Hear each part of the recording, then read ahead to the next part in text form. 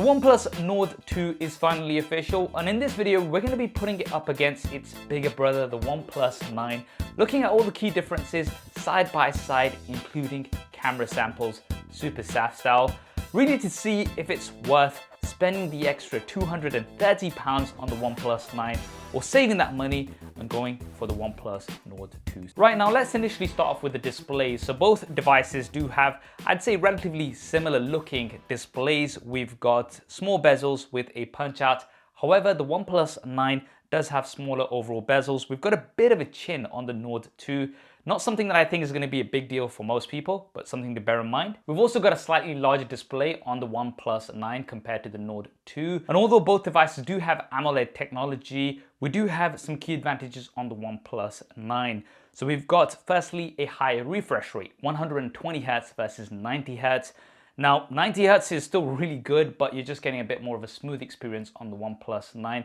And also the OnePlus 9 is much brighter. You've got a peak brightness of around 1100 nits versus just 600 nits on the OnePlus Nord 2. So if you are somebody who uses your device outdoors in bright sunlight or wears sunglasses all the time like I do, then the OnePlus 9 definitely has an edge here. Now, this is not to say that the display on the OnePlus Nord 2 is bad. It's actually really good, especially for the price point, but the OnePlus 9 just has a better display. Both devices also have an in-display fingerprint scanner, which works really well. Moving on to the build and design. So you'll notice right away that we do have a very similar design, especially with the camera module. And we've also got very similar build materials. So we do have Gorilla Glass 5 here on the back. And then we've got what OnePlus call a fiberglass polymer frame. And that's a fancy word for plastic. So we do have plastic frames on both devices. Now they are coated to look metallic, but they are plastic. Generally, in terms of durability, I think you should be fine, and we do get a case out of the box with both devices. I'm not somebody who does durability tests, and I'm not going to try to bend these either, but in my experience, they have been fine. Something that you might want to bear in mind though. Now, neither of these have an official IP water and dust resistant rating, but OnePlus do say that these are watertight. Getting an IP rating does cost a bit of money, and OnePlus does try to save a bit of money when it comes to this area. And looking at the size, realistically speaking, they are very similar in size, and they also weigh about the same. Now, if you are in China or in India, then the OnePlus 9 is going to be slightly lighter, and it's also going to be slightly thinner compared to the Nord 2. And that is because in India and China, the OnePlus 9 does not come with Qi wireless charging. However, it does come with Qi wireless charging in the UK and US. We will be talking about battery and charging a little bit later, but I do want to go straight to the cameras. Now, before I do, if you're enjoying the video so far, be sure to subscribe and hit that bell icon so you don't miss future content like this. Right, so the cameras, we do have the Hasselblad partnership on the OnePlus 9 and the 9 Pro. We do not have this on the OnePlus Nord 2. So even though the camera module is kind of similar, there isn't this Hasselblad partnership. And this is also noticeable in the camera interface. So although generally things are in similar places, the OnePlus Nord 2 seems to be much more on the Color OS side of things compared to Oxygen OS.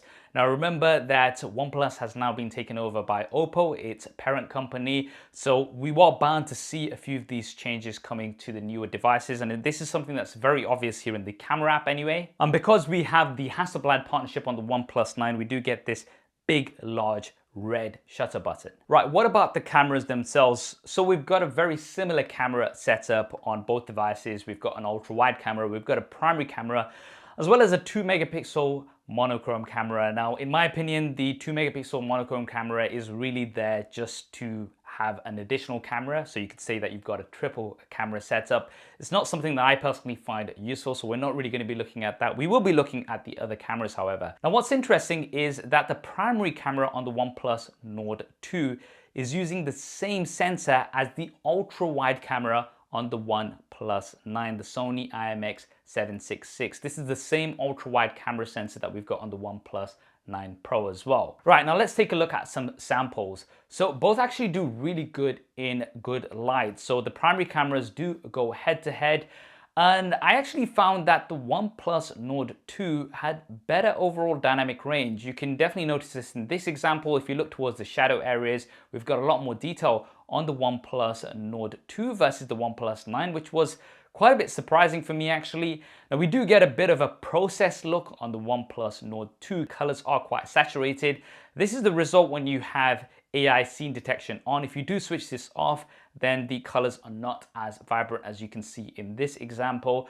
But again, you do seem to get a bit of a processed look on the OnePlus Nord 2 versus the more neutral, natural look on the OnePlus 9. Now, one area where I was very surprised was in low light. So using the night modes on both devices, the OnePlus Nord 2 actually seemed to perform a lot better. As you can see in this example, you've got a much brighter and better shot.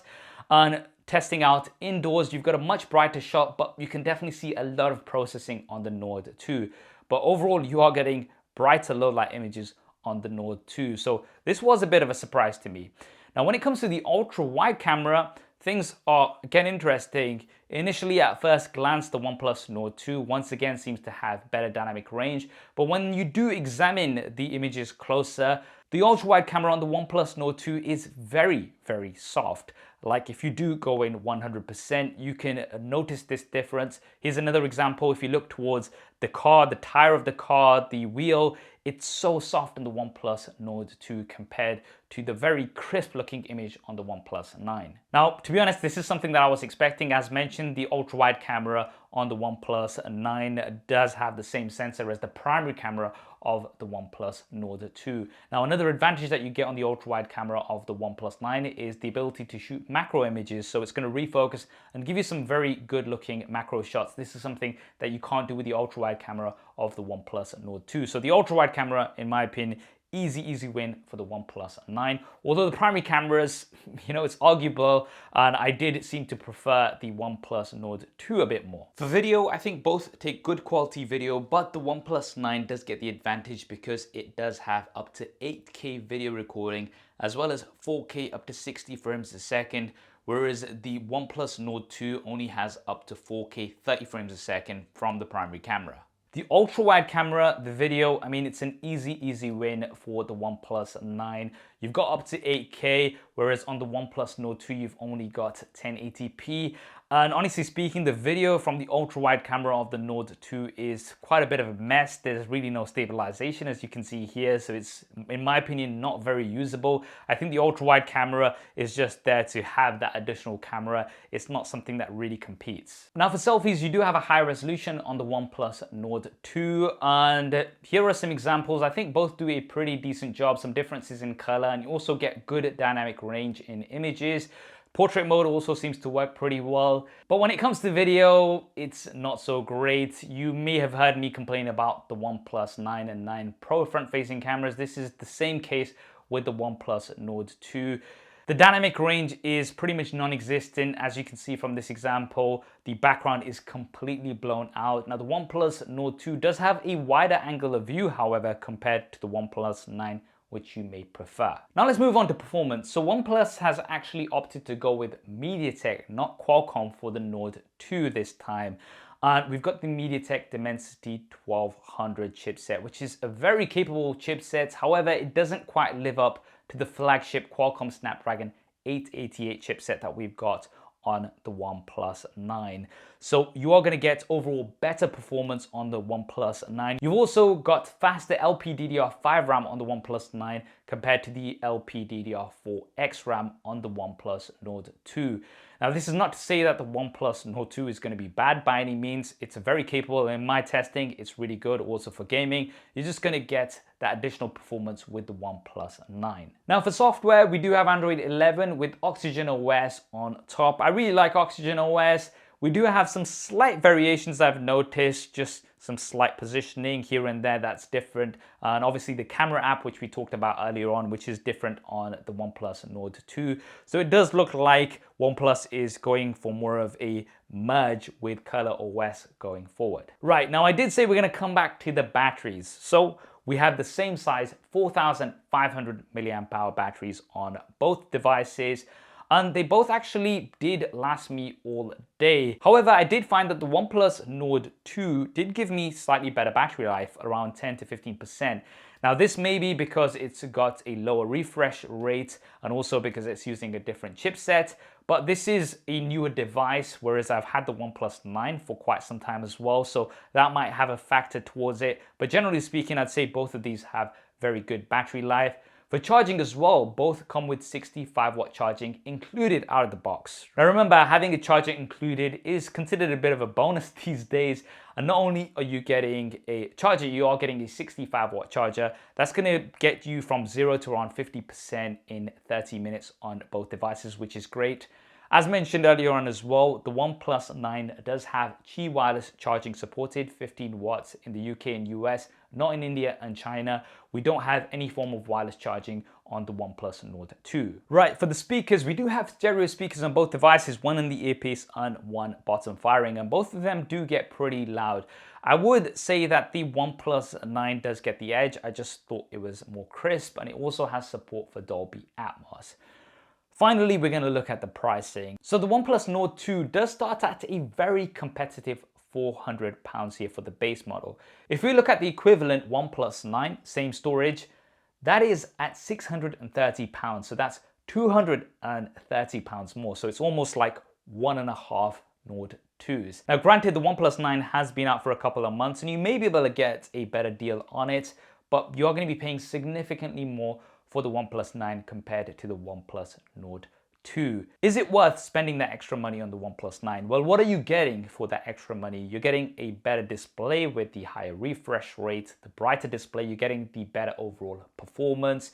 You're also getting the better ultra-wide camera as well as the more video options. Qi wireless charging in the UK and US. But on the OnePlus Nord 2, you are getting better battery life. You're getting arguably a better primary camera from some of the tests that I did. And most importantly, it's coming in significantly cheaper.